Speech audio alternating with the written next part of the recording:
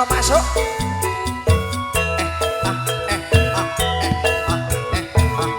Ayo Pak Ahmad.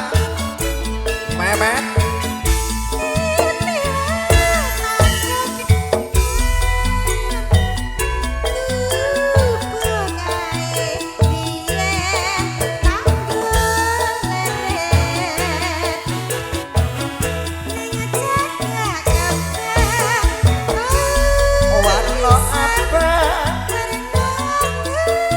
Pak Didi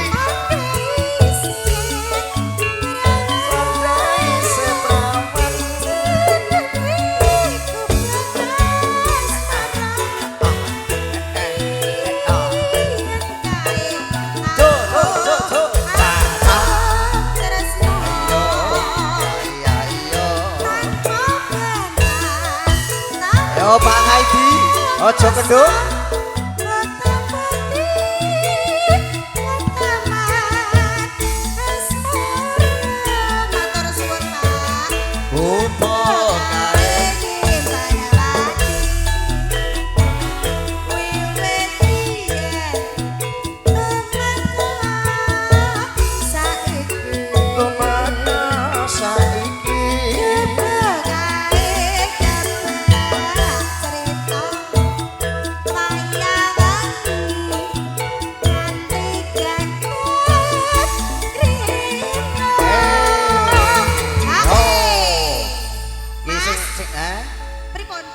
Sing ning ngarepmu ki Pak Dingaidi.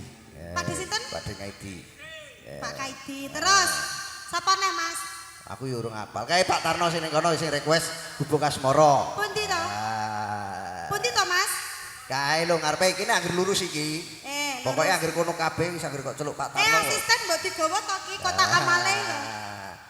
Tukang syuting yo ngira asisten presiden. Iya, nggo kotak amal. Nek wis langsung cair Pak Tarno jelas iki. Ngene iki aku udah kudu salaman terus Mas sampai sini. Pol subuh nang kono kowe. Ora apa-apa. Ayo lanjut.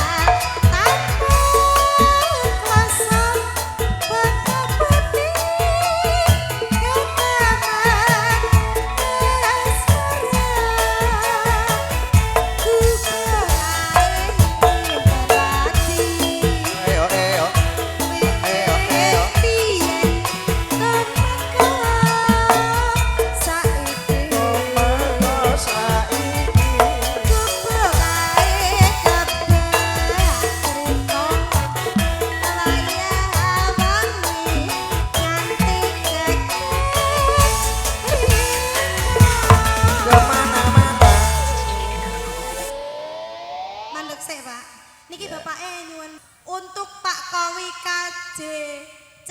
Lho ngijo. Spesial lagu dari tuan rumah Sewu Kutho. Ya nggih, mangke. Mangke diatur, aduh tuh, mangke diaturi nggih. Nggih. Nggih, badhe niki nggih, Pak. Ya udah lanjut. Cedetan sajiran